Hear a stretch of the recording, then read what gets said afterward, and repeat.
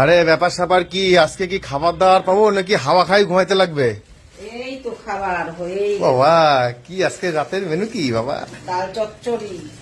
আচ্ছা আর এই খাবার এই যে এটা কি? এটা তো বল্লা মাছ হচ্ছে, বল্লা চাক মনে হচ্ছিল। ও বাবা আজকে চিকেন ফ্রাই হচ্ছে নাকি? উফ কি টেস্টি।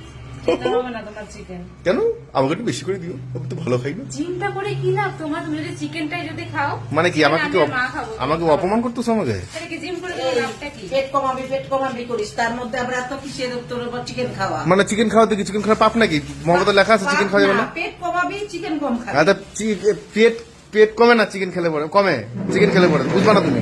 তুই এত চিকেন খেলে পরে পেটটাও কমবে না, বাড়বে। দুই চারটে একটু বেশি দিও। খেতে হবে না তোমার চিকেন। প্রবলেমটা কোথায় তোমার? জিম করা বাদ দাও, কেন? জিম যেতে হবে না। কেন? জিম করা বাদ। পেটে ভুড়ি মোটা হয়ে যাচ্ছে, পেটটা দেখছো এবার? এবার একটা কথা বলি আমি। দাঁড়া এক মিনিট দাঁড়াও, রুকো যারা সবার করো। হ্যাঁ দাঁড়াও, শোনো। আইসক্রিম মানে কে বানায়? আইসক্রিম কে বানায়? তোমাকে খেতে কে বলে? কেক কে বানায়? তোমাকে খেতে কে বলে? আমাকে কেন খাই খাই মোটা করা? এই মোটা করার পিছনে এই দুটা মহিলার অবদান অনস্বীকার্য। না, তুমি একদমই। খাবা না? রাত্রেবেলা ভাত খাওয়াবে, তারপরে বলবে এই হ্যাঁ সারাদিন ছেলেটা ভাত খায় না, রাত্রেবেলা তো একবার ভাত দিতেই হবে। হ্যাঁ দূর ছাড়া যায় সব সময় খালি পাঁচা পাঁচা কথা খালি।